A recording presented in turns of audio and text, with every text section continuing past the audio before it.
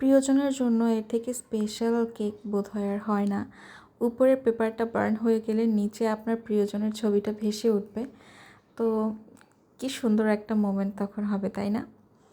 তো এই কেকটা আমার কিন্তু একটা রিপিট কাস্টমার অর্ডার করেছিলেন, আর উনি কিন্তু সবসময় ওনার হাজব্যান্ডের জন্য কেক নিয়ে থাকেন আমার থেকে।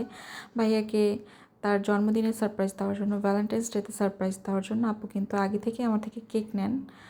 তো এটা ছিল ভাইয়ার বার্থডেতে আপু সারপ্রাইজ দিতে যাচ্ছিলেন। আর প্রথমে আপু বলেছিলেন যেন রয়্যাল ব্লু কালারের মধ্যে একটা কেক করি। তো আমি বললাম যে আপু, এরকম ধরনের কালার আনার জন্য কিন্তু আমাদের প্রচুর পরিমাণে ফুড কালারটা ইউজ করতে হয়। তো আপনি কি সেটা চাচ্ছেন? এটা কিন্তু হাতে মুখে লেগে থাকবে। তো পরবর্তীতে আপু বলল ঠিক আছে, জাস্ট আপনি বর্ডারের জন্য ইউজ করেন, আর ফুল কেকের বডিটা একটু হালকা স্কাই ব্লুর মধ্যে করবেন। তো আমি সেরকমই করেছিলাম। আর আপু কিন্তু উপরের যে বার্ন পেপারটা, এটা বলেছিলেন নন এডিবলের মধ্যেই নেবেন।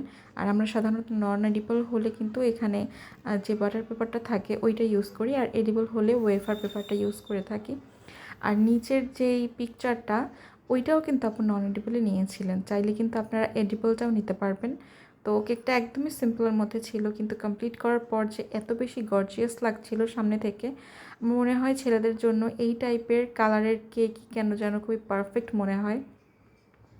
তো আমি কেকের মধ্যে বর্ডার দেওয়ার পরে এখানে সুগার বলসগুলো ইউজ করছি। এখানে টোটাল 3টা সাইজের সুগার বলস ইউজ করেছি।